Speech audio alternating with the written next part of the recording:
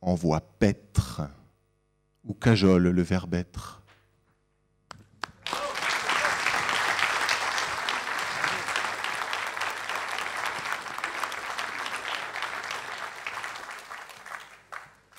Vous pouvez difficilement trouver une introduction plus intéressante, émouvante et profonde. En tout cas, bravo. Donc, bonjour à tous. Moi, je m'appelle Gérard Desportes. Je travaille au Point. Le Point, François l'a dit, accompagne les rencontres de Cannes depuis l'origine. François-Xavier Gisbert sera là demain. Un autre journaliste du Point viendra parler. On en a un qui, effectivement, encadre les journalistes ici. On a essayé d'accompagner ces rencontres par des pages qu'on a publiées il y a déjà 15 jours. On en a republié, on a fait un petit article dans le spécial Cannes cette année. Et puis j'espère que l'année prochaine et les années futures, on sera encore plus aux côtés de ces rencontres pour essayer de leur donner une dimension peut-être nationale et on verra comment tout ça va évoluer. Alors, c'est cette première table ronde aujourd'hui. François a posé le cadre jusqu'à dimanche et donc il nous appartient cet après-midi d'essayer de poser les bases à la fois historiques, les bases à la fois anthropologiques, ethnographiques de cet argent pour essayer de lui donner une dimension qui est une dimension certes parfois un peu noire, mais qui est aussi une dimension positive. C'est qu'effectivement l'argent ça lie les hommes, c'est un outil, ça sert à quelque chose, ça n'a pas été inventé pour rien. Donc ça, c'est un des aspects qu'on va aborder cet après-midi. D'où ça vient, pourquoi effectivement l'homme a inventé l'argent, mais aussi pourquoi et comment cette invention, cette innovation finalement sociale formidable qui a permis de gagner du temps, de relier effectivement, pourquoi d'apporter effectivement un oxygène nouveau au commerce et finalement à la façon dont les hommes se sont développés et l'humanité a progressé. Comment effectivement cet argent a pu également finalement dépasser son créateur, son inventeur, et comment l'histoire de l'argent, c'est certes l'histoire de l'être humain, mais c'est aussi une histoire propre qui a produit des valeurs, qui a produit du sens, qui a produit un certain nombre de formes que nous essaierons d'aborder cet après-midi. Alors, il faut que je présente donc nos invités. Alors, je vais peut-être commencer par Françoise Dastour parce qu'elle aura la tâche, entre autres, de poser le socle historique. Donc, en fait, vous êtes une philosophe, vous êtes une historienne de la philosophie, vous avez travaillé sur beaucoup de choses, sur des penseurs allemands notamment. Vous êtes intéressé à la mort, vous êtes intéressé au temps, et on verra que le temps et l'argent, c'est quelque chose de très important. Et vous nous donnerez donc à la fois, dans un premier temps, cette approche historique, mais ensuite, évidemment, vous participerez du débat que nous aurons tous sur, justement, la deuxième partie de l'intitulé, hein, puisque vous vous souvenez que l'intitulé, j'ai oublié de le donner, l'intitulé, c'est pourquoi l'homme a créé l'argent et pourquoi il ne peut plus s'en passer. À côté de vous, il y a donc Michel Koutouzis. Comme votre nom l'indique, vous êtes grec. Alors c'est vrai que l'argent et la Grèce, en ce moment, on en entend beaucoup parler. Donc vous pourrez témoigner de comment, en fait, un peuple si sage qui a apporté tellement à la philosophie et finalement à la réflexion humaine, comment ce peuple peut se retrouver au bord de l'abîme parce qu'il a peut-être eu l'argent un peu facile les années précédentes. Mais en fait, si vous êtes là, c'est surtout parce que vous avez beaucoup travaillé, vous, sur l'argent dans sa face noire. Vous avez travaillé sur l'argent de la contrefaçon, l'argent du djihad, l'argent de la mafia. Et ça va être intéressant de vous entendre aussi sur un aspect historique, parce qu'en travaillant sur l'argent de l'islam, vous êtes intéressé à la façon dont les pays arabes avaient utilisé cet argent, quelle conception ils avaient véhiculée. Alors il se trouve qu'aux origines de la monnaie notamment, il y a effectivement les pays musulmans, les pays de l'islam, et donc vous allez pouvoir apporter également cette dimension historique. À côté de vous, Monsieur Mattei, donc vous ici, Mattei, pardon, ici vous êtes très connu. François m'a dit que vous étiez la star des rencontres de Cannes. Vous êtes un des habitués.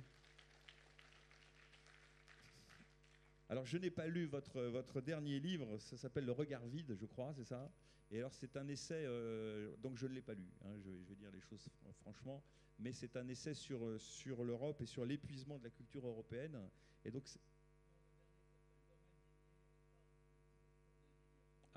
oui, donc, bon, alors, donc, bon, celui-là non plus, je ne l'ai pas lu, vous voyez. Ah, il sort demain, hein, donc j'ai toutes les excuses. Et alors, mais en revanche, c'est ça qui est bien avec Internet, c'est qu'on on peut regarder de quoi causent les choses sans les avoir lues. Alors, ça m'a intéressé parce que dans le regard vide, j'ai vu qu'il y avait une réflexion sur le temps, sur la façon dont l'Europe avait toujours essayé de ce qui distinguait la culture européenne, c'était effectivement le temps long. Or, il se trouve que, François en a dit deux mots, c'est vrai qu'aujourd'hui, l'argent a cette tendance à vouloir raccourcir le temps. Il y a une espèce de frénésie, pas que spéculative d'ailleurs, à essayer au contraire d'être toujours dans une vitesse. Et donc, vous aussi, vous pourrez certainement intervenir sur les deux aspects, à la fois sur l'histoire, et puis aussi évidemment sur ce que ça signifie, ce que ça dit de notre civilisation, de notre espèce peut-être. Et puisque je parlais d'espèce, je vais parler de l'espèce humaine, parce qu'effectivement, on a demandé à Madame Salamat Toussaud de venir, parce que vous êtes anthropologue, vous êtes ethnographe, vous venez, François l'a dit, de très loin. Alors d'ailleurs, c'est amusant parce que parmi les choses formidable peut-être de l'Afrique, il y a cette coutume de toujours venir avec des cadeaux. Vous avez apporté à François un cadeau, il faudra qu'on le montre, parce que, d'ailleurs, le mieux c'est que vous parliez de ça, pendant que je le montrerai à la salle, vous allez dire ce que représente cet objet. Merci. Donc, il est écrit en bas, Kori, monnaie ancienne. Donc, avant l'argent en métal ou en papier, en Afrique, on utilisait les koris pour l'échange. Et curieusement, jusqu'à aujourd'hui, c'est le terme qui est resté pour désigner l'argent. Donc, j'ai amené l'argent ancien, la monnaie ancienne. Parce qu'effectivement, ça on l'abordera, quand on aborde ce thème de l'argent, il y a les mots qui désignent l'argent, il y a aussi les objets qui le désignent, tout ça, on va le dire. Tout ça n'est pas venu comme ça, mais tout ça ne vient pas non plus de façon uniforme. C'est-à-dire que chaque civilisation, à des moments donnés, s'est dotée de formes d'échange, d'argent, de monnaie, enfin, etc. On va y revenir. Et donc c'est vrai que c'est intéressant de l'analyser. Donc la règle du jeu a été déjà fixée.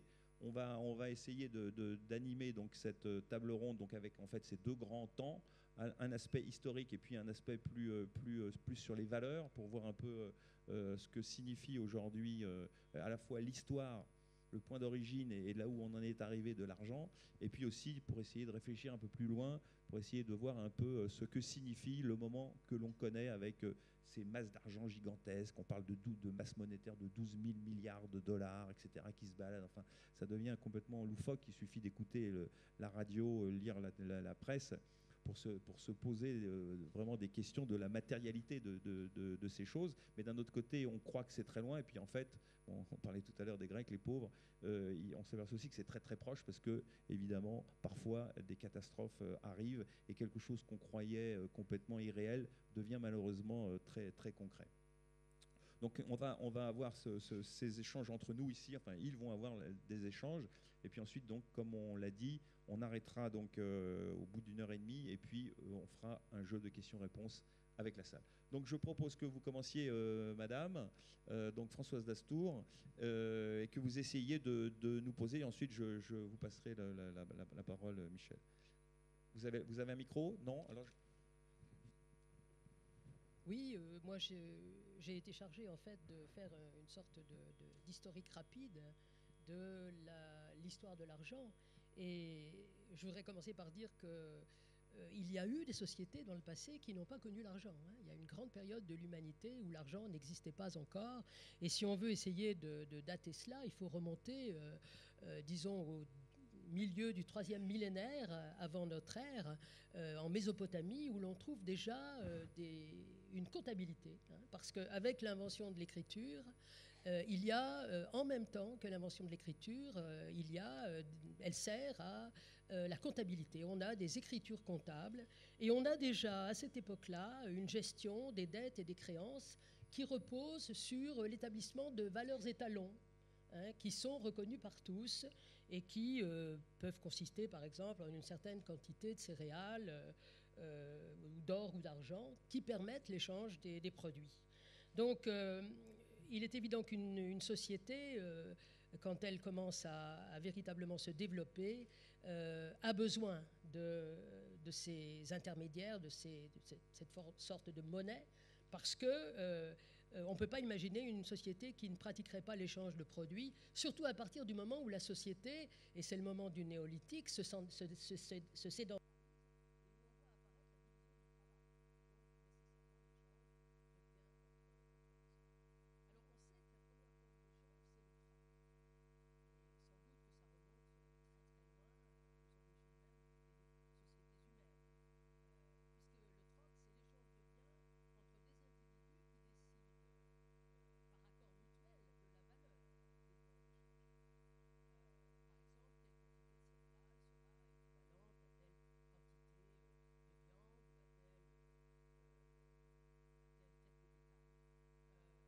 Les limites du troc apparaissent très vite, et on le voit parce qu'il y a eu des tentatives de retour au troc tout à fait récentes. Hein. Par exemple, en Argentine, dans les années 90, au moment de l'effondrement de l'économie du pays, on a voulu revenir au troc, mais on s'est aperçu que ça ne pouvait pas véritablement être durable. On a des retours au troc aussi aujourd'hui, mais elles sont marginales. Hein, et il est évident qu'elles ne peuvent pas remplacer finalement l'économie monétaire. Pourquoi? Parce que le troc permet l'échange de biens qui répondent aux besoins immédiats des individus. Et donc c'est la dimension temps qui manque là, et qui fait qu'il y a une limite, et c'est ce qui explique qu'on ait eu besoin de se servir très vite d'intermédiaires entre les différents partenaires de l'échange. Alors on sait qu'on a commencé avec le bétail, et on peut rappeler que le mot pécule, par exemple, hein,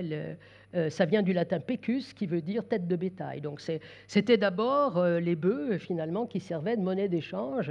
Et puis, on a eu les coquillages. Alors, les coquillages, ça a duré très, très longtemps. Les coris, hein, dont on vient de parler, ça a duré très, très longtemps, en particulier en Afrique, dans l'océan Indien, jusqu'à pratiquement notre époque. Mais il y a eu les céréales, il y a eu le sel, hein, le sel dont vient notre mot salaire, puisque c'était avec du sel que l'on payait les légionnaires romains. Il y a eu les fèves de cacao pour les Aztèques, etc., etc. On pourrait donner beaucoup d'exemples. Donc, c'était la première forme, finalement, d'échange. Mais on voit qu'il y a véritablement un saut entre ce niveau-là, le niveau du troc, hein, et puis l'invention de l'argent, hein, sous la forme de la monnaie métallique qui permet des échanges à long terme. Hein. Et alors là, on peut le dater, on sait, probablement qu'en Chine, il y a eu l'invention d'une monnaie métallique, mais ce qui est véritablement attesté, c'est ce qui s'est passé dans le royaume de Lydie, qui est une partie de la Turquie actuelle, avec le roi Gigès, qui a décidé de remplacer les lingots d'or qui servaient d'intermédiaires par des morceaux d'alliage d'or et d'argent, de poids invariables, de forme identique, et qui étaient estampillés. Et ça, c'est important, bien sûr, que ce soit estampillé, parce que c'est ce qui décidait de la valeur de cette première forme, finalement, de monnaie. Hein. Crésus, qui est le successeur de Gigès, est bien connu, justement, pour la richesse, hein, qu'il a ainsi pu accumuler. Mais il faudra encore longtemps pour que l'on arrive à la monnaie de papier, puisque là encore, probablement qu'en Chine, elle a existé de manière intermittente très tôt, dès le 8e siècle, mais elle ne s'est véritablement installée en Europe qu'assez tard, hein, après les lettres de change, après les billets à ordre, On voit apparaître la monnaie de papier, surtout en Angleterre. On essaye de l'introduire en France. On sait que ce fut une catastrophe. Le système de l'eau a complètement échoué lorsqu'on a voulu l'adopter en France au début du XVIIIe siècle.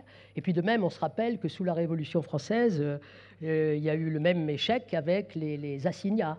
Ce qui explique peut-être que la France est restée un pays qui se méfie beaucoup du papier-monnaie. Hein. Pendant très longtemps, et même peut-être encore aujourd'hui, il y a une certaine méfiance qui règne en ce qui concerne justement le papier-monnaie. Alors, ce qu'il faudrait dire du papier-monnaie, je vais vite, hein, mais c'est qu'il correspond vraiment à un véritable changement, parce qu'il est d'abord porteur d'une charge symbolique très importante, et il constitue une institution sociale fondamentale qui est sous la dépendance d'un pouvoir politique. Il n'y a pas de papier-monnaie qui ne soit garanti par un pouvoir politique.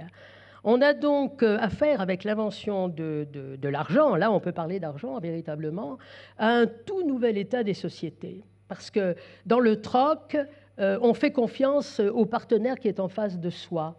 C'est lui qui est garant de l'authenticité du bien qu'on échange avec lui. Alors que dans le cas du papier-monnaie, on fait confiance à une institution, pas à des individus, mais à une institution politique qui garantit la possibilité d'utiliser un potentiel. Hein. L'argent, c'est du potentiel. Et c'est donc la dimension du temps qui entre ici en ligne de compte. L'argent permettant l'établissement d'un lien entre le futur et le présent. Et bien sûr, c'est là où on commence à thésauriser, parce que c'est ce lien entre le présent et le futur qui explique que l'on épargne, hein, que l'on accumule de l'argent, et c'est la base même du crédit. Hein. Donc la dimension du temps est extrêmement importante là, parce que le billet de banque n'a pas de valeur par lui-même, mais sa valeur réside entièrement sur la confiance. On va parler de monnaie fiduciaire, parce que c'est la confiance fiduciaire, hein, qui est importante là, la confiance que l'on fait au pouvoir qui la garantit. Et donc, il en va de même donc, pour toutes sortes de monnaies, hein, qu'elles soient métalliques, de papier, ou bien aujourd'hui électroniques, puisqu'aujourd'hui, on est revenu finalement à des écritures, hein, à des jeux d'écriture qui permettent l'échange, la circulation de l'argent. Alors, on voit que l'argent est une armature absolument fondamentale de nos sociétés. Et c'est pourquoi on pourrait se demander pourquoi on trouve dans l'histoire des critiques aussi violentes, hein, qui, aussi bien de la part de la philosophie que de la religion, que de la littérature. Et je voudrais donner quelques exemples. Hein.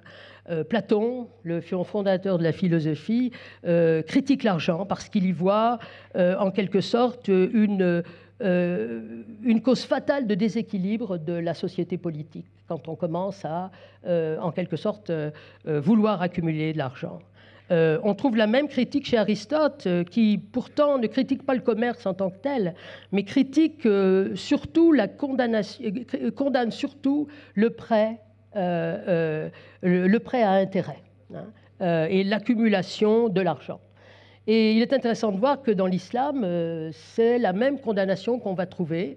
L'islam ne condamne pas le commerce par lui-même, mais condamne de manière tout à fait stricte et radicale le prêt à intérêt et l'usure. Mais usure, ça veut dire ici simplement le prêt à intérêt, pas le prêt à intérêt excessif, hein, puisque pour nous, usure, ça veut surtout dire pratique de taux excessifs. Alors cette critique, on va la retrouver dans l'Église chrétienne, mais l'Église chrétienne, elle va stigmatiser même le commerce, n'est-ce pas? Parce qu'il y a une espèce de, je dirais, de valorisation de la pauvreté. Et chez saint Thomas d'Aquin, on va trouver donc au XIIIe siècle une critique du prêt à intérêt, et on sait évidemment ce qu'il en découlera. C'est intéressant du point de vue de notre civilisation, c'est que, parce que le prêt à intérêt est quand même très important pour la circulation des biens, eh bien on va le confier justement aux Juifs. Hein. C'est eux qui vont recevoir la charge, justement, il faut permettre le prêt à intérêt, mais le chrétien ne veut pas s'en charger, c'est le juif qui va s'en charger. D'où l'assimilation bien connue de la figure du juif à celle de l'usurier, qui va être évidemment à l'origine, qui va être une des sources de l'antisémitisme. Alors on trouve, si on revient au Nouveau Testament, on trouve bien sûr des phrases bien connues qui condamnent l'argent, la cupidité et la richesse, personnifiées par Mammon, qui est une sorte de puissance démoniaque, mais c'est un mot, Mammon, qui renvoie à un mot hébreu qui veut dire simplement richesse. C'est Jésus qui s'exclame qu'il n'est pas, enfin qui dit à ceux qui l'écoutent qu'il n'est pas possible de servir à la fois Mammon et Dieu. Il faut choisir entre les deux. Et puis il dira aussi, phrase bien connue, qu'il est plus difficile aux riches d'entrer dans le royaume de Dieu que dans le trou d'une aiguille. Tout ça, ce sont, je crois, des thèmes que l'on connaît bien. Et c'est cette condamnation de la convoitise et de l'attrait insatiable qu'éveille l'argent, valeur suprême et objet de tous les rêves, que l'on va retrouver dans la littérature. Alors déjà dans l'Empire romain, qui a eu... chez Plautre en particulier, mais surtout, me semble-t-il, dans l'Europe catholique. On pense à la figure de l'avare, alors on la trouve déjà stigmatisée chez Plaute, au IIe siècle avant Jésus-Christ, mais on la trouve stigmatisée sous la figure d'Harpagon, on la trouve stigmatisée, donc au XVIIe siècle, on la trouve stigmatisée chez Balzac, c'est le père Grandet. On voit donc que dans les pays catholiques, tout ce qui touche à l'argent et à l'activité financière demeure un objet de méfiance. Il en ira de manière autre en ce qui concerne le protestantisme et la réforme. Parce que là, Max Weber nous a bien montré, le sociologue Max Weber nous a bien montré qu'avec la réforme, les choses changent. Parce que pour les protestants, gagner de l'argent devient un devoir, ce qui ne veut pourtant pas dire que s'enrichir soit considéré comme une fin en soi, parce que là, il faut bien distinguer les choses, parce que la richesse doit être le résultat d'une activité professionnelle qui doit servir à la gloire de Dieu et qui ne doit pas être, disons, l'amour du gain pour le gain. Mais il y a quelque chose qui a changé avec la réforme, donc, c'est que la richesse n'est plus stigmatisée pour elle-même, ce qui va permettre l'essor du capitalisme. Et Marx, j'en viens à la critique qu'il fait du capitalisme, Marx, très curieusement, va reprendre au christianisme, il a pourtant dit que la religion c'était l'opium du peuple, mais il va reprendre au christianisme la même, disons, condamnation de l'idolâtrie du dieu argent, il va s'élever contre le caractère insatiable du désir d'argent, cause de l'aliénation, c'est-à-dire du devenir étranger à lui-même de l'homme, qui est ainsi soumis à une puissance étrangère, c'est-à-dire cet argent devenu Dieu, finalement, pour les modernes. Alors, à côté de cette condamnation de l'argent qu'on trouve, et de la richesse qu'on trouve chez Marx, je voudrais citer pour finir un autre philosophe du début du XXe siècle, Georg Simmel, qui a consacré à l'argent un grand ouvrage, Philosophie de l'argent, qui lui aussi stigmatise ce qu'il appelle les pathologies produites par l'amour de l'argent. À partir des deux figures de l'avare et du prodigue, parce que dans les deux cas, l'argent devient pour ces deux personnages une fin absolue. Donc on a un renversement, l'argent moyen d'échange devient une fin qu'il s'agit en quelque sorte d'acquérir pour lui-même. Mais Simmel met aussi l'accent sur un autre aspect de l'argent, qui peut être un instrument de libération, car il permet le développement de la liberté individuelle et l'émancipation par rapport aux hiérarchies qui structurent les sociétés traditionnelles. Et là, on a en quelque sorte l'idée que l'argent permet, parce qu'il permet plus facilement la circulation des choses, l'argent pourrait être considéré comme un facteur essentiel de socialisation. Et c'est un peu sur ce double visage de l'argent que je voudrais conclure cette première présentation, ce premier aperçu très bref. C'est qu'il faudrait donc voir le double visage de l'argent, qui est à la fois une source d'aliénation et d'oppression, ça c'est ce que Marx a mis en lumière, mais aussi une source de libération et de socialisation. Et je voudrais conclure en disant, enfin conclure pour l'instant en disant que ce qui me semble intéressant dans ce qu'on peut dire de l'argent, c'est qu'il est finalement au centre de 3 dimensions qui sont des dimensions essentielles disons, des sociétés humaines. C'est la dimension d'abord de confiance. Il faut faire confiance à un pouvoir, aux institutions. Il n'y a pas de possibilité, en quelque sorte, d'utilisation de l'argent sans cette confiance, cette dimension fiduciaire. Il y a l'autre dimension essentielle, c'est la dimension du temps, parce que l'argent, c'est du potentiel. Ça m'ouvre la possibilité d'un futur, d'achat futur, et ce futur est plus ou moins indéterminé d'ailleurs, parce que je peux utiliser mon argent de manière très différente.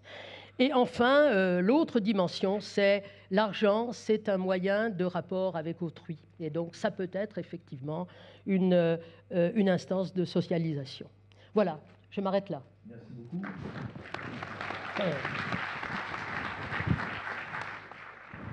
Alors, je voudrais que vous donniez le micro à votre voisin de gauche, et je voudrais qu'on revienne 700 ans avant au royaume de Lydie, parce que en fait, vous, Michel Koutouzis, vous avez à l'occasion d'un livre sur l'argent du djihad, donc en fait, l'argent du djihad, c'était vu de maintenant, d'aujourd'hui. Vous avez été amené à écrire un chapitre et à revenir sur les voies et les chemins de l'argent dans l'islam. Ce serait à mon avis intéressant que vous essayiez d'approcher cette problématique-là qui est aux origines même de la fabrication de cette invention géniale qui va durer et qui continue de durer. Il n'y a rien de particulier dans l'argent tel qu'il est utilisé et tel que vous l'avez dit jusqu'ici dans le monde de l'islam, parce que vous avez parlé du temps, et la chose importante dans l'islam, c'est la distance, c'est-à-dire c'est l'espace. Dans le monde musulman, il a été d'emblée un monde conquérant. C'est-à-dire, il a dû traverser des espaces qui, sur le chemin vers l'Afrique et donc vers l'Europe, étaient des espaces jadis prospères, jadis faisant partie des royaumes ou d'empires, mais au moment même, c'était plutôt des espaces désertiques, des espaces où il n'y avait pas de loi, il n'y avait pas d'ordre et surtout, il n'y avait pas une autorité politique sur laquelle on pourrait se baser pour justement avoir une monnaie qui est garante de la part d'un gouvernement, d'un État, d'un empire, etc. L'islam, lorsqu'il se propage de l'autre côté, c'est-à-dire vers les océans, vers l'Asie du Sud-Est, vers l'Inde, vers les îles du Pacifique et de l'océan Indien, est un islam, lui, commerçant.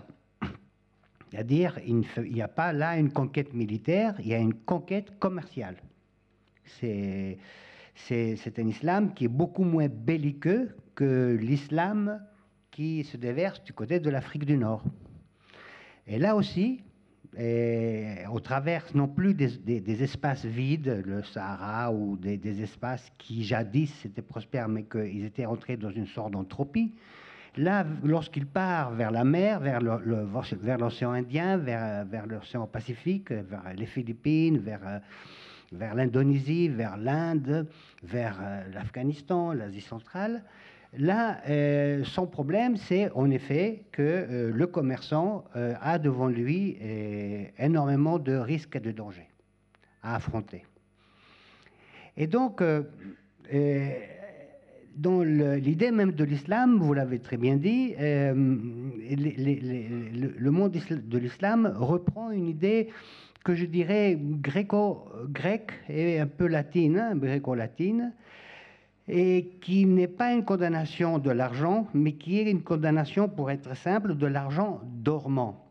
Il est contre l'argent qui devient, par son accumulation, une hubris, c'est-à-dire une exagération, un étalage, comme Midas, c'est-à-dire quelque chose qui ne sert plus à rien, sauf à la gloire, à la force et à l'honneur de quelqu'un, mais qui ne sert pas le bien commun. C'est pour ça que, comme les Grecs, qui ne condamnaient pas le commerce, mais condamnaient l'accumulation excessive, le monde arabo-musulman, lui, il condamne ce qu'on appelle l'argent dormant, c'est-à-dire l'argent qui ne sert à rien. Et donc là, il intervient de manière très directe et il dit l'argent dormant, c'est de l'argent qu'on taxe, et qu'on taxe très fort.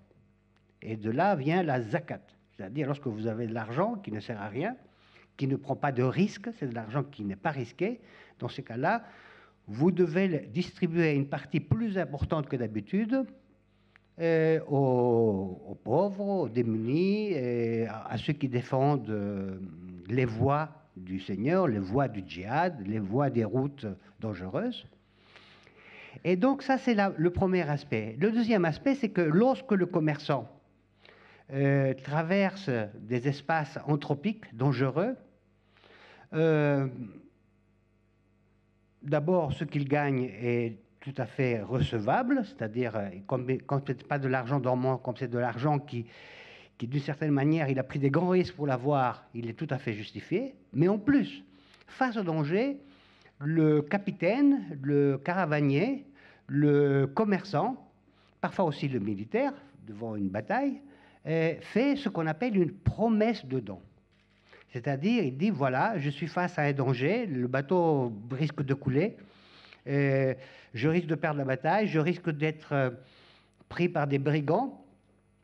Et donc, si je m'en sors, je promets qu'une partie de ce que je gagne est une sorte de assignat, une sorte de promesse que je veux le donner à Dieu. Et que cet argent, après, va être redistribué aux pauvres. Ce n'est pas la zakat, mais c'est un don supplémentaire. Et donc, avec le temps,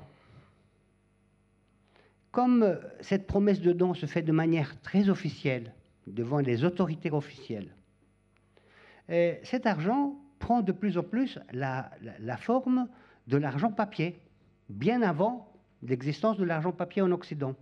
C'est-à-dire que les commerçants se promènent avec des promesses de dons. Et il y en a un qui va vers l'Est, l'autre qui va vers l'Ouest.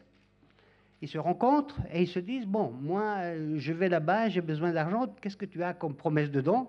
Et il y a eu donc, commencé à avoir un échange des promesses de dons. Et ces promesses, donc, il y avait des dons qui se promenaient pendant des années, allant d'un commerçant à l'autre, allant d'une autorité religieuse à une autre, allant à une autorité politique à une autre. D'autant plus qu'à chaque moment, il pouvait être encaissé par Dieu, bien sûr, soit par l'émir du coin, soit par une autorité religieuse, soit par les gardiens des routes du djihad, mais là, c'est les routes bien physiques, qui étaient en fait des espaces très particuliers dans lesquels il y avait un sérail, il y avait une madrasa, il y avait des gens qui gardaient les chevaux, et il y avait des moines soldats, qui souvent étaient des soufis. Et donc, les madrasas, ces fortins religieux, étaient aussi des lieux d'échange. Alors, comme on s'échangeait les chameaux, comme on s'échangeait les marchandises, on s'échangeait aussi, d'une certaine manière, ces promesses de dons. Et donc, il s'est créé toute une économie, disons une économie basée sur l'espace, basée sur non seulement la conquête militaire, mais la conquête maritime, et puis sur les mécanismes, si vous voulez, caravaniers, qui font que dans le monde de l'islam, bien avant l'Occident, on a eu une monnaie papier qui avait un autre extraordinaire avantage, c'est qu'elle ne pouvait pas être utilisée par d'autres que par des musulmans.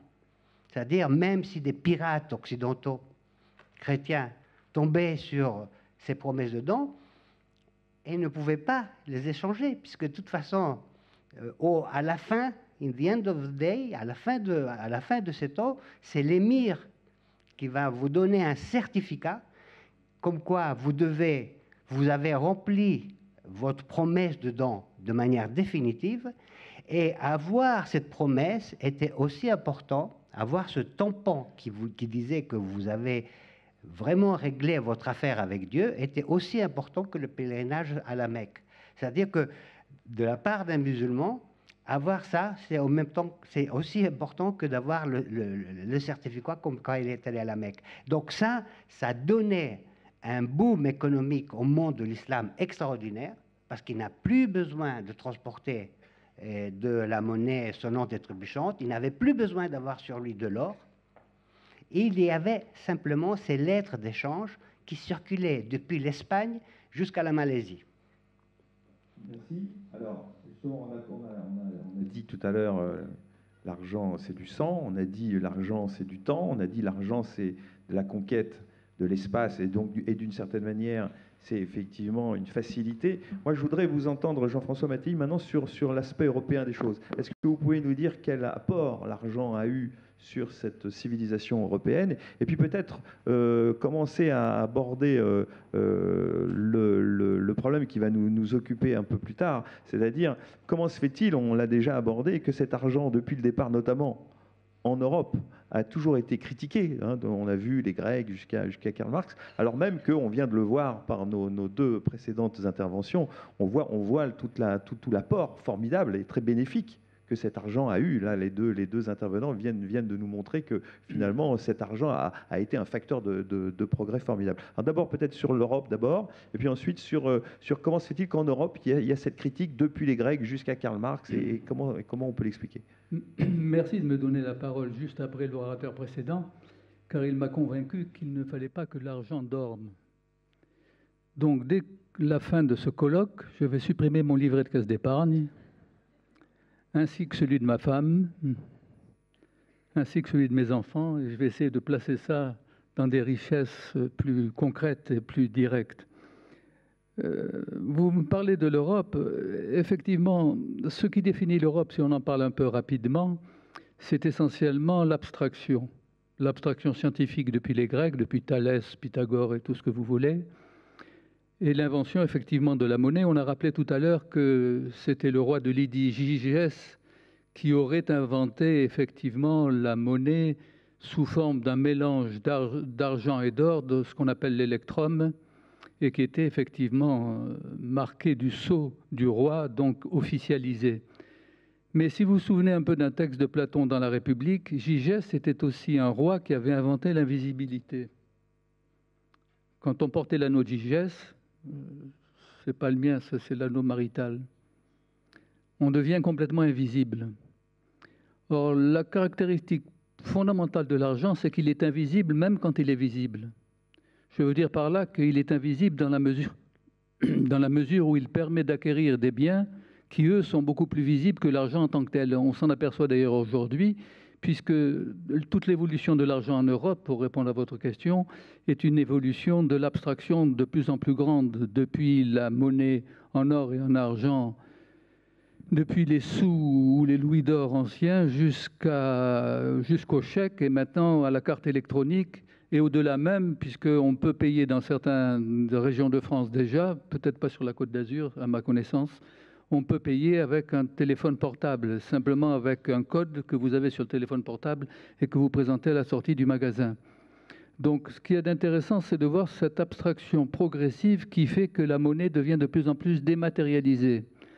Or, cela est lié au fait que tout le développement de la pensée européenne dans le domaine scientifique, technique, économique, financier, ou alors là, la dématérialisation est considérable, c'est une conquête progressive du virtuel sur le réel. L'argent est essentiellement, et voilà pourquoi je rappelais que l'argent était invisible à l'époque de Gygès, l'argent est invisible parce qu'il est aussi invisible que le virtuel, qui peut, comme l'a remarqué très justement Françoise Dastour tout à l'heure, nous donner des possibilités considérables. Si j'ai une écriture en Suisse, au Luxembourg ou même tout simplement en France, en dépit de la difficulté de soutenir les banques aujourd'hui dans notre pays, si j'ai suffisamment de poids virtuel, c'est-à-dire un certain nombre de chiffres accompagnés de zéros, remarquez-le, autre forme de virtualiser. Autrement dit, si j'ai un 1 suivi d'une dizaine ou d'une quinzaine ou d'une vingtaine de zéros, j'ai des milliards à ma disposition qui sont proprement virtuels. Je ne les vois jamais à la limite. Un homme riche peut parfaitement se promener dans la rue sans avoir un sou sur place ou dans ses poches, à la différence des Américains.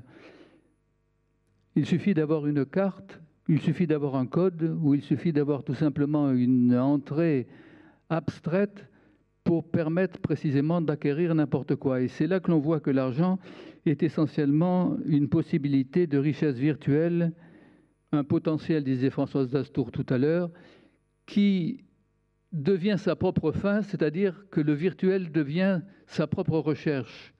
On le voit très bien d'ailleurs aujourd'hui dans la conquête du virtuel des images, puisque l'argent est aussi une image parmi d'autres. Pensez à l'image de l'oncle Picsou dans les aventures de Donald, n'est-ce pas, qui règne sur un tas d'or.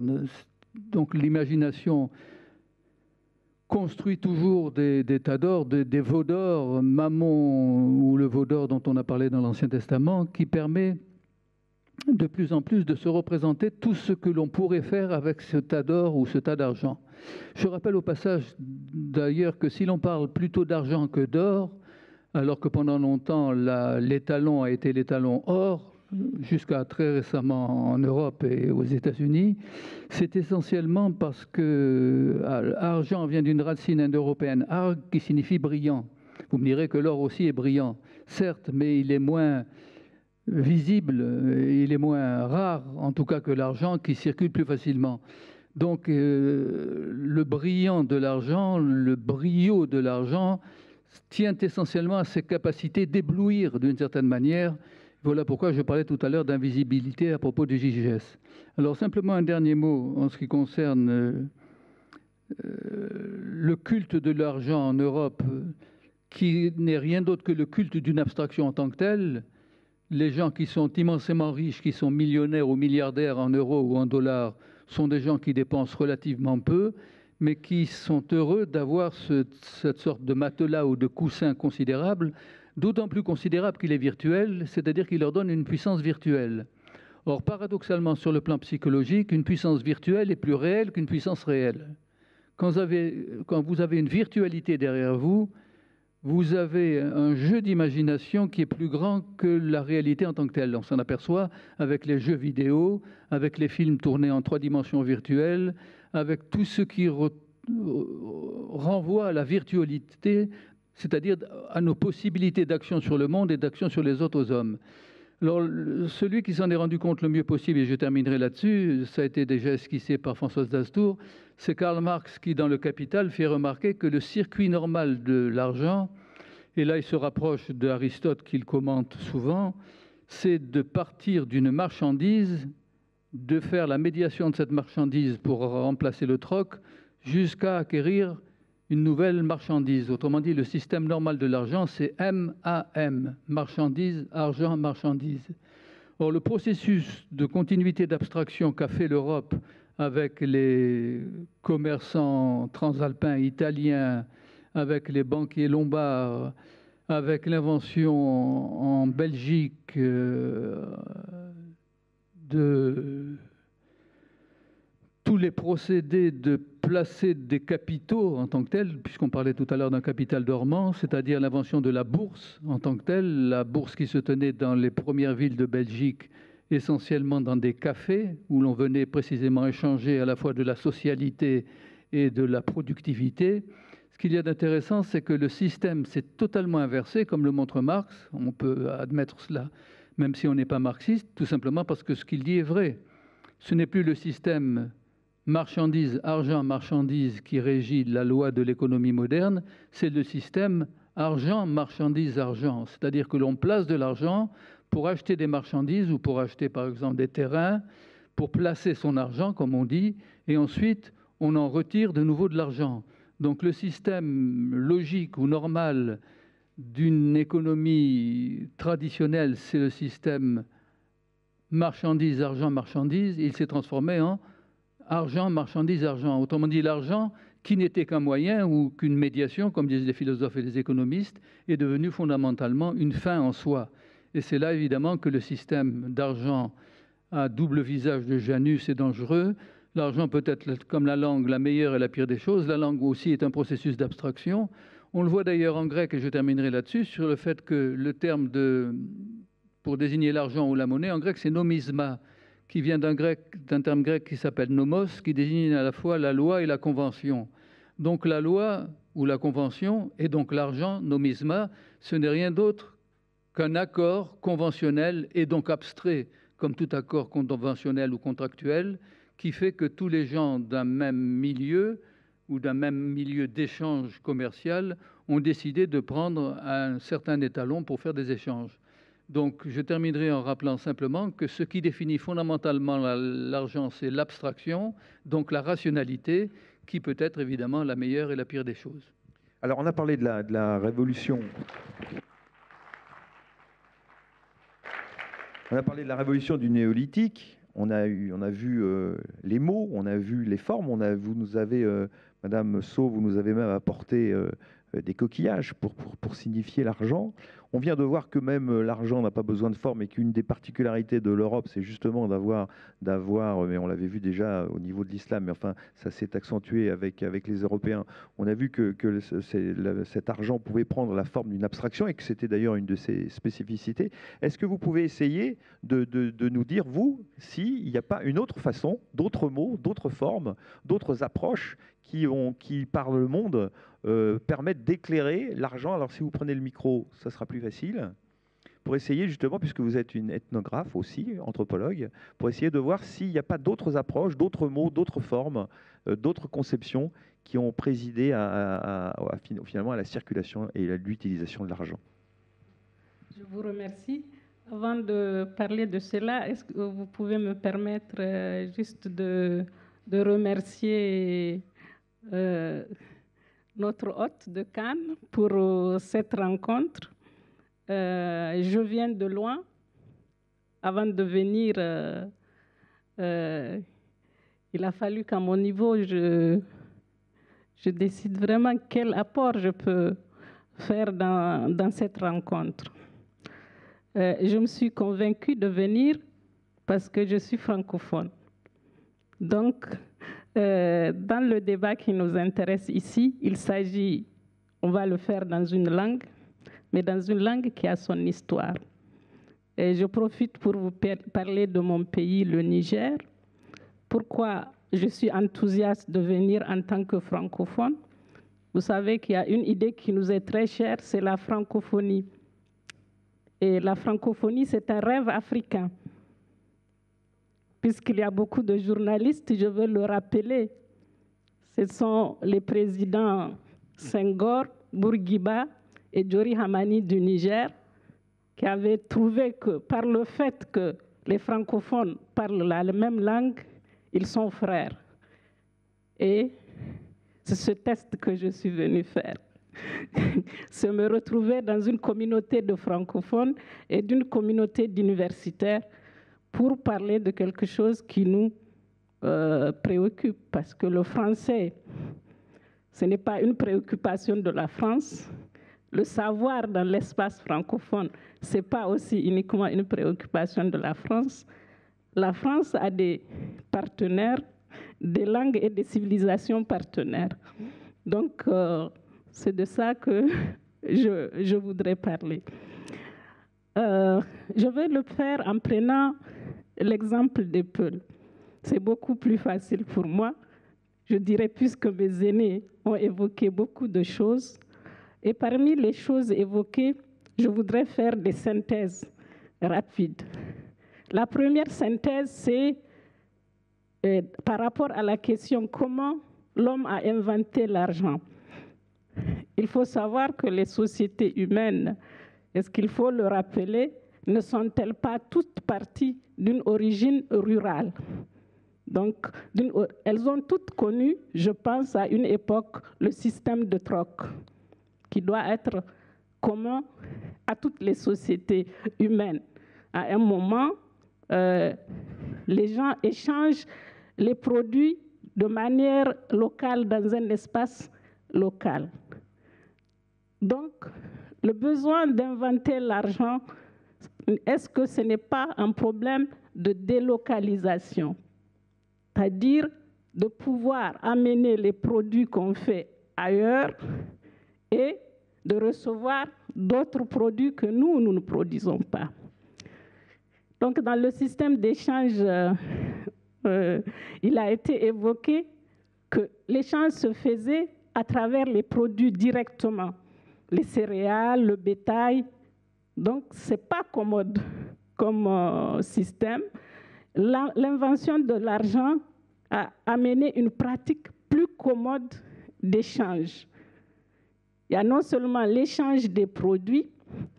Alors, si on regarde, si je me base encore dans un espace rural, par rapport aux besoins, où est-ce que les gens avaient envie le plus de montrer leur avoir? Est-ce que ce n'est pas au moment des fêtes? Est-ce que quand est-ce qu'on fait la fête? De manière, même aujourd'hui, mais si on imagine, c'est le mariage, par exemple. Si on prend l'exemple du mariage, faire un banquet exige de donner à ses convives quelque chose d'exceptionnel. Donc, dans beaucoup d'espaces, on peut voir comment les produits ont circulé à partir de ce type de besoin qui semble tout à fait élémentaire. Donc, chaque société l'a faite selon son évolution. Je vais rebondir sur l'histoire de la zakat. Et les sociétés, comment elles passent à l'écriture? Comment on passe à l'écriture?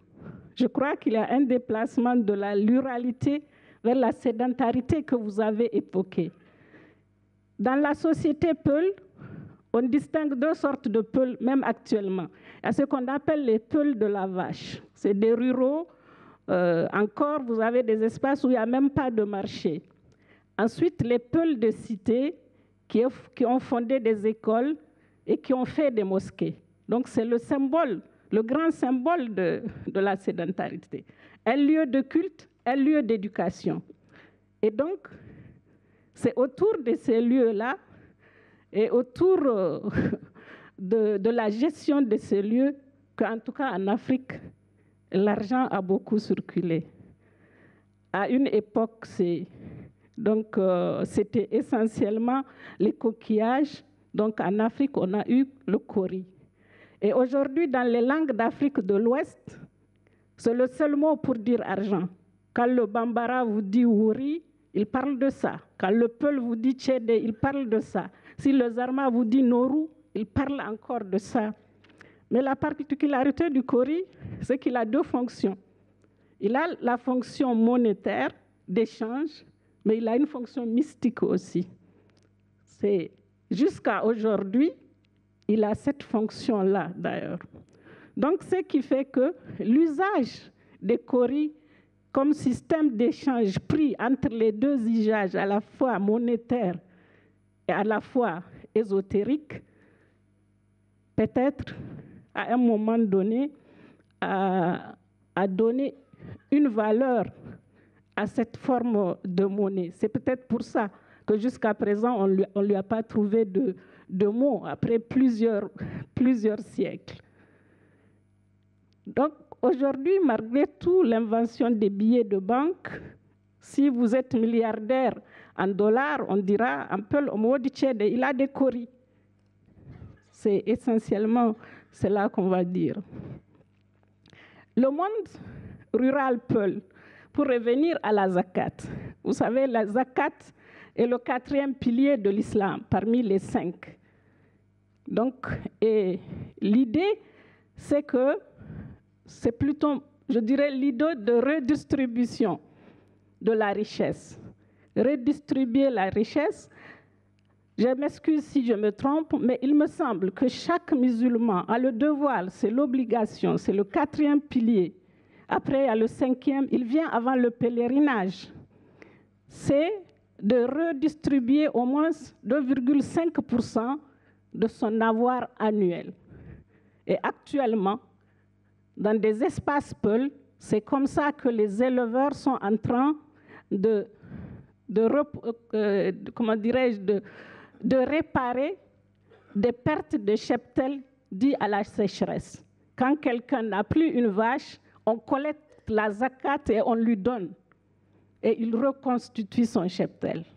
Donc, il y a cet usage, en tout cas très fort, dans des espaces ruraux plus localisés, de l'argent. Et qu'est-ce qu'il faut pour les Peuls? Je crois que ce que je veux rendre de manière vraiment ethnographique, au Niger, on a les plus ruraux des Peuls, ce sont les Wodabé. Pourquoi? Parce qu'eux n'ont pas encore de case. À 70%, ils n'ont pas une maison fixe qu'ils possèdent pour dire « c'est ma maison ». Ils n'ont pas non plus de champ à cultiver pour dire « c'est mon champ ». Et ils sont encore, malgré les difficultés, à pratiquer l'élevage. Et il y a une curiosité anthropologique et linguistique, ils n'ont pas le verbe « manger ». Je crois que le verbe « manger » a quelque chose à voir avec l'argent. Dans leur vocabulaire, ils n'ont pas le verbe « manger ». Ils ont un seul verbe, c'est le verbe « boire ». Et dans leur... grâce à ce colloque aussi, j'ai essayé de voir, en fait, dans beaucoup de langues africaines, ils n'ont pas de mot pour commerce. Commerce ou commerçant. Donc, c'est emprunté aux populations les plus marchandes, comme les Bambara, comme les Hausa. Même le mot marchand n'existe pas vraiment dans ces deux langues-là. Donc, c'est de voir dans cet espace francophone les rythmes de l'argent, c'est-à-dire les mouvements de l'argent et comment, peut-être, on peut, le regard sur les sociétés rurales actuelles peuvent aider à donner à l'argent sa juste place. Parce que dans les sociétés rurales, le peul qui a sa vache, c'est une ressource naturelle identitaire. Je pense que le pêcheur même des bords de la Méditerranée, la ressource, s'il fait la pêche, c'est une ressource héréditaire. Il a un lien avec la pêche qui n'est pas la même chose que des billets de banque qu'il va confier à quelqu'un qu'il ne connaît pas, alors que son poisson le relie à un réseau humain de valeurs. Vous voyez, je pense que c'est comme ça. Je crois qu'il ne faut pas zapper sur le troc. Il faut comprendre le système du troc, à quoi il tient sur le plan humain. Et l'argent, parce que, comme je vous ai envoyé, les Peuls nomades disent que l'argent ne met pas bas. Si on dit que l'argent ne met pas bas, c'est par rapport aux liens. Il faut expliquer peut-être. J'avais demandé à tous nos intervenants d'envoyer au point une phrase qu'on a publiée, on en a beaucoup publié. Et donc, effectivement, vous avez envoyé une phrase qui dit qu'à l'inverse de la vache, en substance, à l'inverse de la vache, l'argent ne met pas bas. Voilà. Ça a beaucoup plu. Voilà, donc les Peuls Wodabé, c'est ce qu'ils ont dit à un cinéaste qui est venu faire un film qui s'appelle, dont le titre est « La géographie de la richesse ». Donc ce cinéaste a interrogé des gens à New York, en Suède et chez les Wodabé du Niger. Et les Wodabé ont dit que la vache dépassait tout. Parce que, je le répète souvent, comme ils le disent, c'est la seule femelle au monde qui nourrit son petit et les autres. Les Français et les Suisses ne vont pas me contredire là-dessus. Donc, l'argent ne met pas bas, mais il faut voir là-dedans le lien. Le lien, la vache, elle est transmise depuis des millénaires à un peuple qui a développé des valeurs autour de ça. Chaque ressource naturelle a un trait patrimonial avec la population qui produit cette ressource-là. Quel lien patrimonial nous avons avec l'argent intime? Je vais vous dire quelque chose qui est très courant. Je pense même que ça pourrait exister n'importe où. Un jour, j'ai dit à un des marabouts de la brousse de mettre son argent à la banque. Il m'a regardé, il m'a dit, mais Salamatou, comment je peux aller confier mon argent à un inconnu et que j'attende sa permission pour reprendre mon argent? Donc, vous voyez, le problème c'est ça. Et je vais terminer avec cette phrase forte qu'ils disent aussi, l'argent n'a pas de maître. Et si c'est la seule valeur de quelque chose, ce n'est que l'argent, alors cette chose est à la portée de tout le monde. Et c'est les Wadabe qui nous interrogent. Voilà, merci. Merci.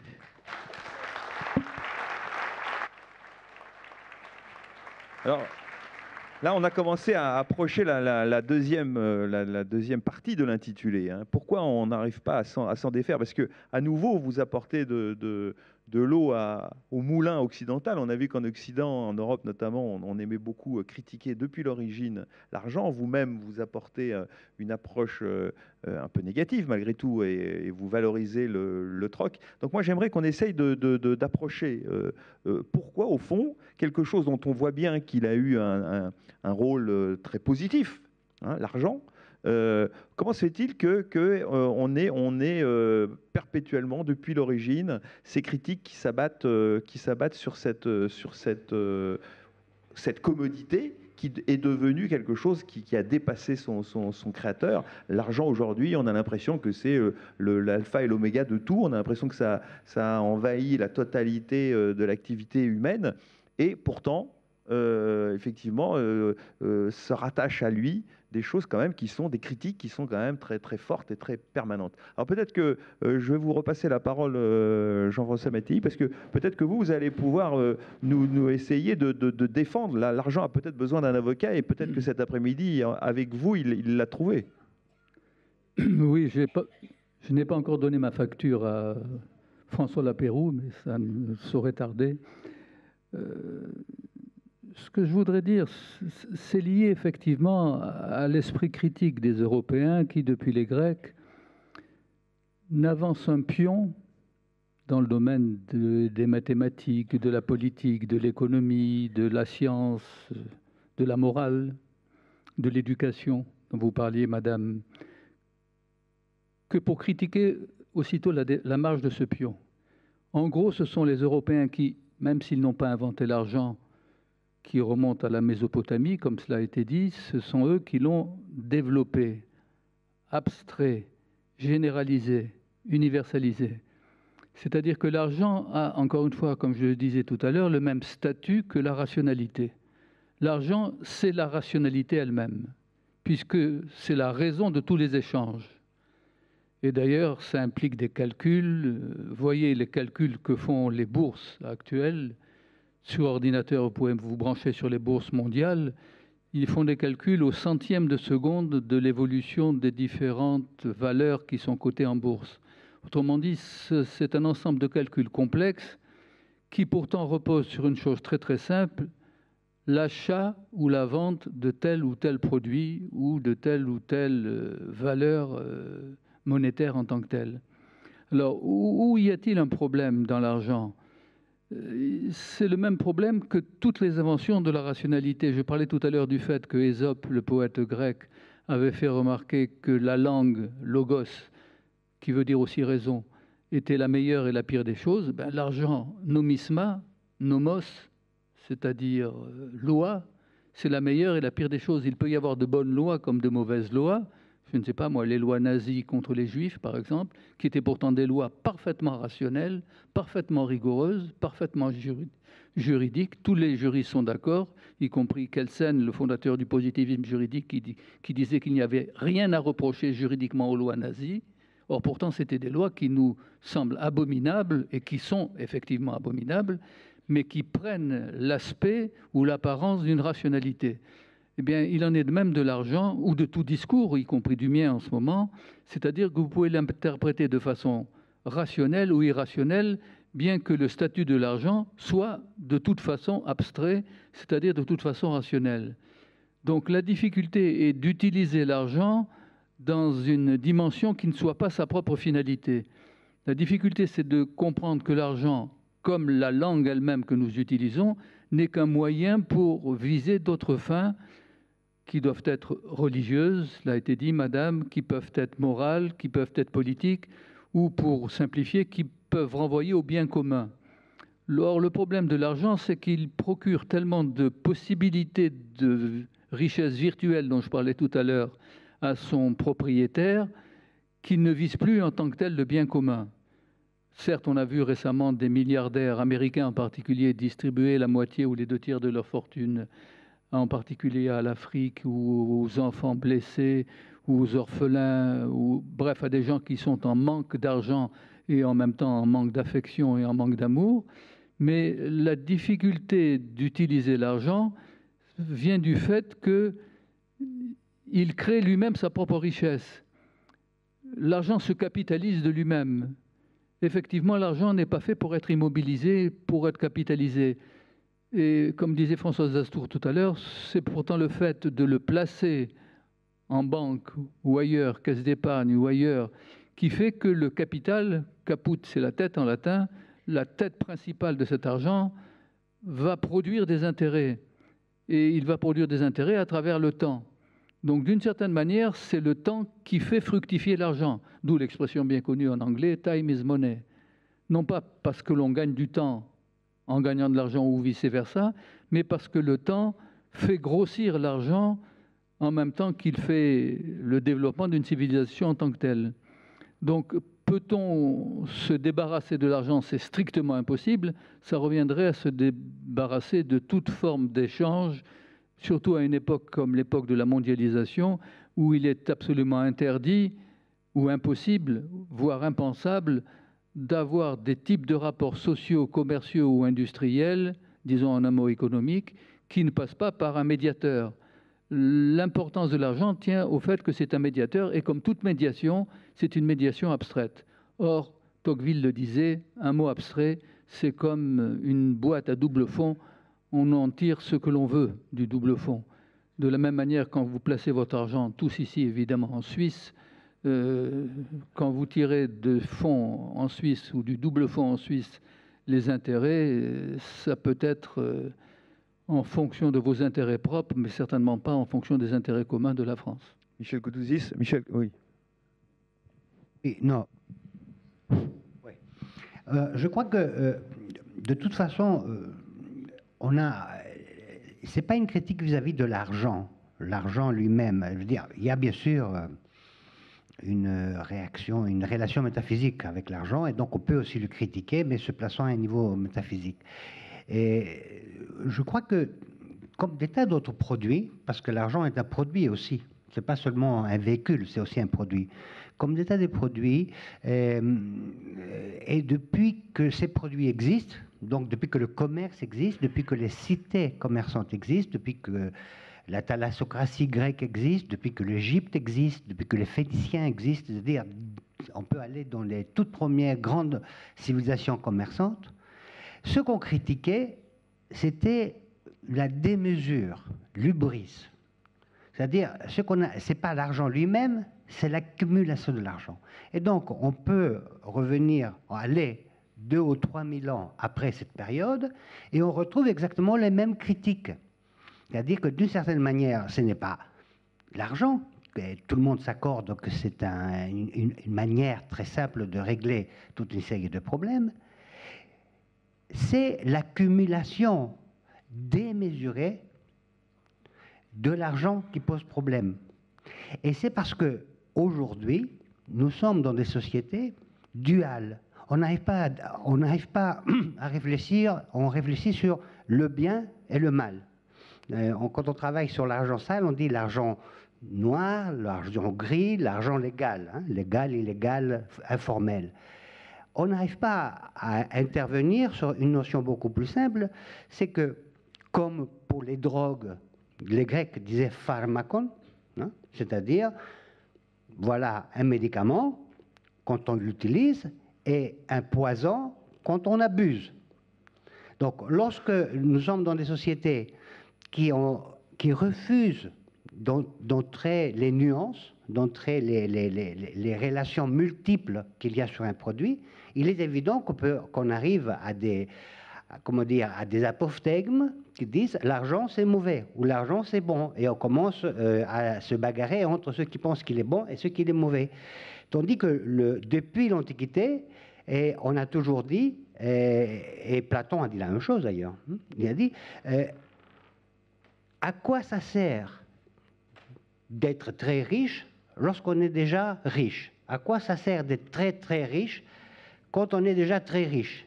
Voilà la question qui a été posée. Tandis qu'en effet, comme ça a été dit dans l'introduction chantée, ou en tout cas déclinée, ça crée des barbelés autour desquels les gens regardent et ils veulent avoir accès au puits.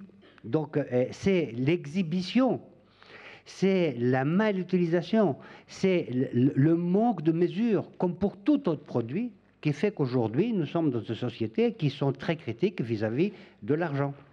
Alors, Françoise Destour, peut-être.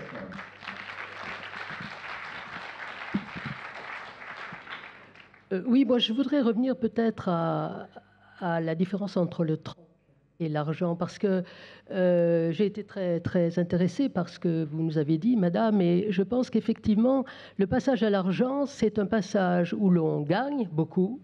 Hein, c'est le cas de le dire, on gagne la facilité des échanges, on gagne le commerce international, parce que c'est effectivement là où il y a argent, il y a délocalisation possible, hein, on sort du local, mais on perd aussi quelque chose, on perd les rapports qualitatifs, l'objet échangé devient une marchandise, on fait confiance à non pas à un individu, et donc, il n'y a pas de rapport, si je peux dire, d'homme à homme. On fait confiance à un réseau monétaire qui est anonyme. Et cette confiance, elle est à la base même de l'utilisation que nous faisons de la monnaie et plus encore du papier-monnaie. Parce que là, vraiment, quand on a un morceau de papier dans la main, si on ne croit pas que ce morceau de papier qui ne vaut rien en lui-même n'est pas garanti par une puissance politique anonyme, alors on n'a rien en main.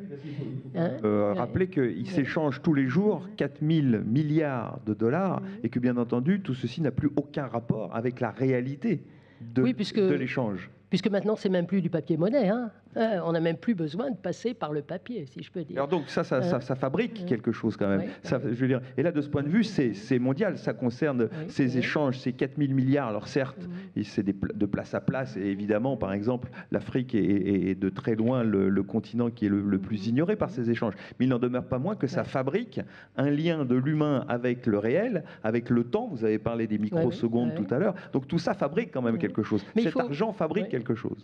Oui, mais il faut bien voir que les rapports entre les gens ne sont pas les mêmes. Dans le cas, par exemple, du troc, qui utilise encore les intermédiaires qui sont des marchandises en elles-mêmes, et puis l'échange monétaire. Parce que là, on voit la naissance de l'individualisme. Nous sommes tous des individus. Hein, et donc, du même coup, il y a effectivement un affaiblissement concomitant des relations qui sont des relations. C'est pourquoi qui sont des relations qui ont été en quelque sorte soudées de manière traditionnelle dans des sociétés traditionnelles. C'est ce qui explique que les sociétés traditionnelles ont toujours une méfiance par rapport à l'argent, parce que l'argent défait ces liens. Hein, pour, alors peut-être en recréer d'autres, hein, mais recréer une autre forme de socialisation qui est celle de la société marchande, où nous échangeons des marchandises. Qu'est-ce qu'un objet devenu marchandise? C'est un objet qui a perdu une partie de ses qualités. Il est mesurable. Hein, il est donc immédiatement entré dans un cycle qui est celui de la circulation de biens échangeables et estampillés comme échangeables. Donc on a là quelque chose de tout à fait nouveau qui caractérise, me semble-t-il, nos sociétés. Hein. C'est le rapport entre les hommes.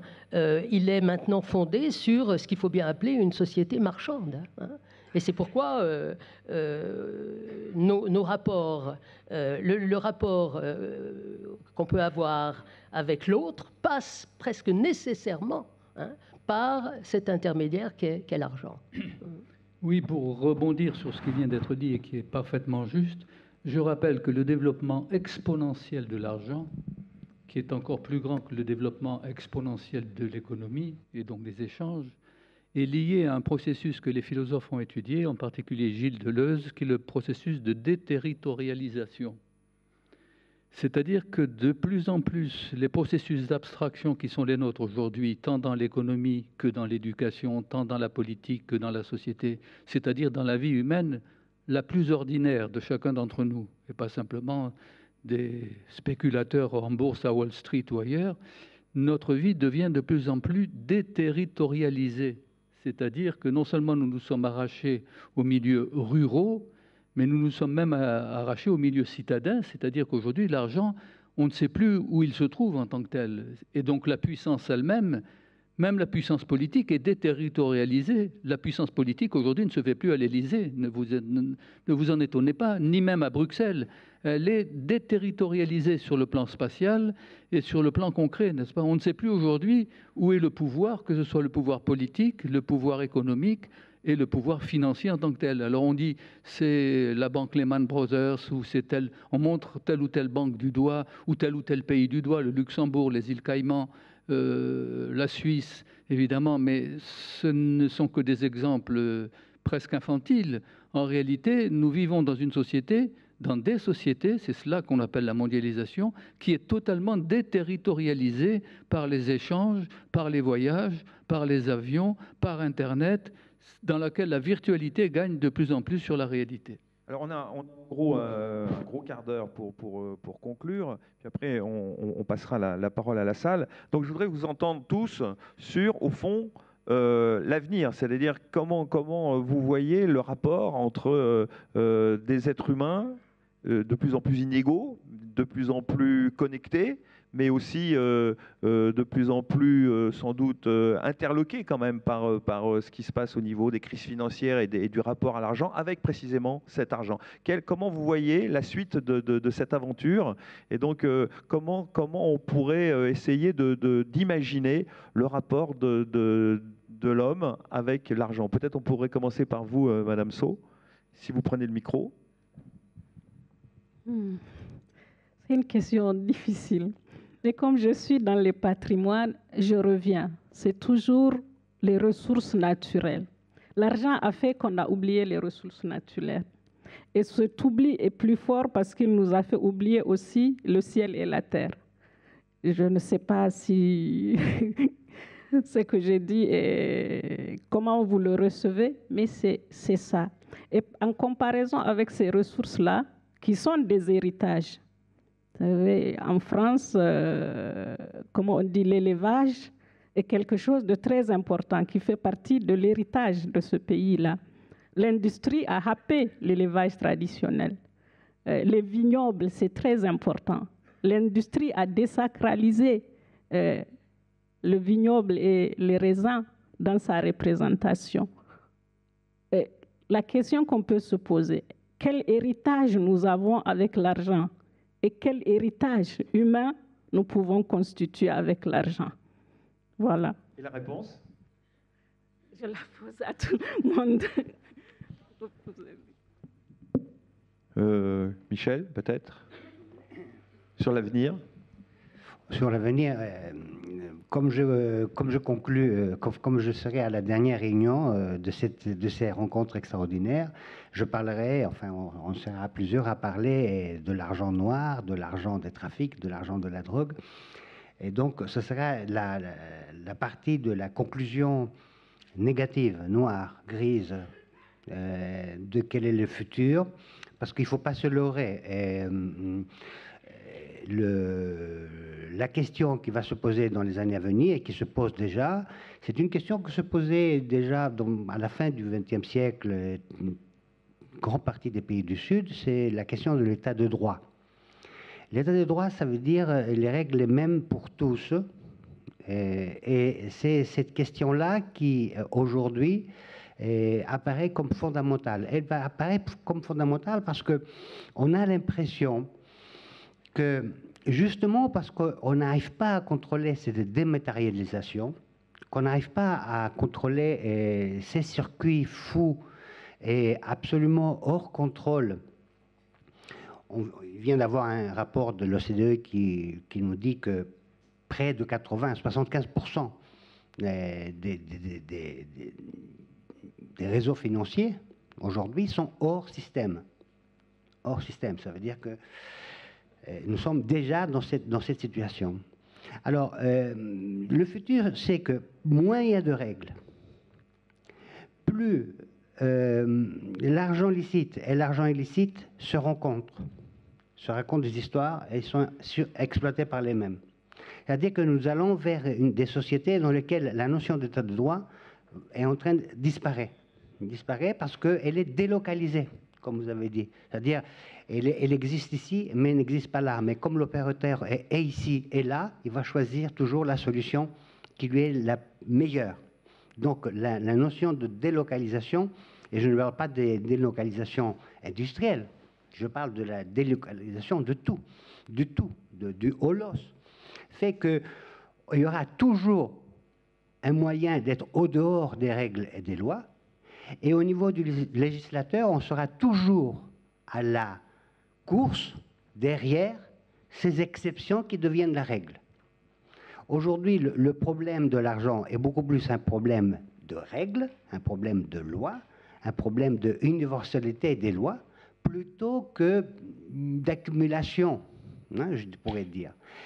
Cela dit, comment voir le futur? C'est un peu compliqué de le dire, puisque le futur serait, d'une certaine manière, d'oublier un peu que nous sommes dans une société, enfin, en tout cas, réfléchir sur le fait que nous sommes dans des sociétés qui, comme à la fin du XXe siècle, elles produisaient 200, 300, 400 fois le nombre d'armes nucléaires suffisantes pour détruire l'ensemble de l'humanité, nous sommes en train de créer 30 000, 40 000, 50 000 fois l'argent virtuel, je dis bien virtuel, qui est nécessaire à notre vie quotidienne. C'est-à-dire que nous sommes dans une double situation d'hubris, d'exagération, et qu'il faudra un jour réfléchir comment ramener les activités humaines et surtout les masses monétaires au niveau des vrais besoins de l'humanité. Françoise Dastour, alors, est-ce qu'on va continuer de subir? Moi, je ne sais pas.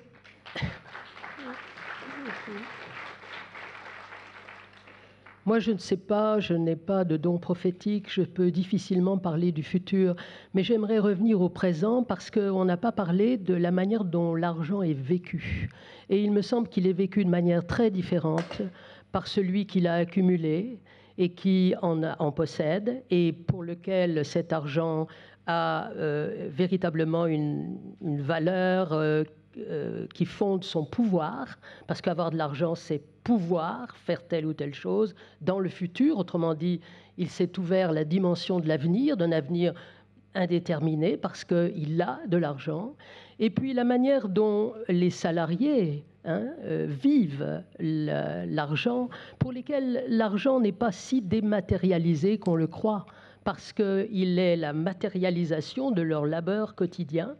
Et l'argent, là, il a alors pour eux une odeur. On dit que l'argent n'a pas d'odeur. Oui, il n'a pas d'odeur pour celui qui, précisément, en possède, qui l'a accumulé. Mais pour celui qui doit quotidiennement se régénérer ses forces de subsistance, cet argent, il a véritablement, il est la matérialisation de son travail. Et on a oublié peut-être que le travail, c'était aussi ce qui est à la base de l'argent. Donc il me semble que, sans penser immédiatement au futur, il faudrait voir que l'argent n'a pas le même sens, qu'il n'est pas vécu de la même manière, selon qu'on est riche ou que l'on est pauvre. Jean-François Métis. Je souscris tout à fait à ce qui a été dit, mais je serai un peu plus optimiste. Je crois que dans les 50 ou 100 prochaines années, la planète, s'il n'y a pas une catastrophe nucléaire quelconque, une nouvelle guerre mondiale, que sais-je, donc sauf accident terrible ou catastrophe, cataclysme, la planète deviendra de plus en plus riche. Quand vous étudiez quand même les derniers siècles de l'Europe et de l'Asie, et de l'Afrique, vous apercevez qu'il y a une richesse considérable. Vous voyez la richesse considérable de la Corée du Sud, des différents dragons asiatiques qui sont en train de passer devant l'Europe ou devant des pays qui étaient aussi riches au XVIIIe et au XIXe siècle que la France. Donc il y a de plus en plus de richesses qui sont créées en tant que telles. Ce qui le cache un petit peu cette constatation, c'est que les écarts entre les très très très riches, les multimilliardaires, et pas simplement millionnaires, en dollars ou en euros, sont de plus en plus importants, de plus en plus nombreux, et cela creuse un écart de plus en plus considérable avec les pauvres, ou pour ne pas dire plus. Mais relisez au XIXe siècle Les Misérables de Victor Hugo. Vous vous apercevez que la France de Paris de l'époque était remplie de misère en tant que telle, pas de pauvreté, de misère. C'est-à-dire, or la misère, c'est quand même radicalement régressé. Voyez les progrès de la médecine, voyez les progrès de la génétique, voyez les progrès des échanges économiques, voyez les progrès des communications. Ces progrès sont en même temps des progrès de la richesse. Alors, est-ce que l'argent est bien ou mal réparti? Ça, c'est une autre paire de manches. Je pense, avec vous certainement, que cet argent est très très mal réparti et que les puissances économiques répartissent mal leur richesse. On sait par exemple que sur le plan de la nourriture, alors qu'encore 2 personnes sur 3 ont faim dans le monde, malgré les progrès dont je viens de parler, on sait qu'on gâche chaque jour des tonnes et des tonnes de nourriture qui ne vont pas à ceux qui en auraient besoin. Donc c'est un problème de technique ou de répartition, beaucoup plus que de politique, me semble-t-il. Et on peut supposer que l'être humain sera suffisamment intelligent et pragmatique pour mieux redistribuer les richesses qui continuent de se creuser de plus en plus considérablement. Les richesses aujourd'hui augmentent aussi vite que les progrès techniques ou que les progrès économiques, il ne faut pas l'oublier. Mais ils sont évidemment, ou elles sont évidemment, ces richesses très très mal réparties. Alors Madame Sceaux, comme vous êtes venue de très loin, ce sera à vous qui va appartenir, là il nous reste 2-3 minutes, de conclure. Est-ce que vous pouvez reprendre le micro ? Tout à l'heure, vous avez parlé d'héritage. J'étais très frappé parce que je ne pensais pas que ce mot viendrait au cours de notre débat. Vous avez parlé d'héritage et vous vous êtes inscrite dans un temps très très long en faisant remonter des produits comme le raisin, le blé, etc. Peut-être vous pourriez continuer sur ce mode-là. D'accord. À propos d'héritage, je vais dire une citation de Joseph Kizerbo. Je ne saurais pas vous dire dans quel ouvrage il l'a dit. Il dit « L'argent, c'est bien, mais l'homme est meilleur parce que si on l'appelle, il répond. » Et vous avez évoqué les pays d'Asie, leur émergence. Pourquoi l'Asie produit aujourd'hui et pourquoi l'Europe s'intéresse à l'Asie? Le problème, ce n'est pas l'argent. Je pense que c'est l'homme. L'industriel calcule à combien de personnes il peut vendre. Et il y a des milliards de personnes en Asie. Donc, c'est peut-être que les questions de l'argent nous ramènent à l'homme. Je ne veux pas être marxiste, rappeler quelque chose. Il n'y a que l'homme. Donc, il faut que ce qui produit... Est-ce que, je ne veux pas être arrogante, est-ce que ce qui produit l'argent doit d'abord voir l'homme? Et souvent, les économies modernes ont toujours pensé, ça a été écrit, économie avant la société. On a vu l'argent avant l'homme. Et peut-être ce qu'on vit aujourd'hui, c'est la leçon de l'Asie. Et l'Asie, sa force, ce n'est pas d'être fort économiquement. C'est d'avoir des gens qui consomment les choux qu'on produit. Tout simplement. Et le calcul de tout industriel, ça va être ça. Si je produis mon vin, quel est le marché qui est à même de l'absorber? C'est le marché asiatique parce qu'ils sont des milliards de personnes. Voilà, et je crois qu'il faut mettre l'homme au centre parce que c'est l'homme qui a fabriqué l'argent et qui a donné une valeur à l'argent. Quand on l'appelle, il répond, l'argent ne répond pas.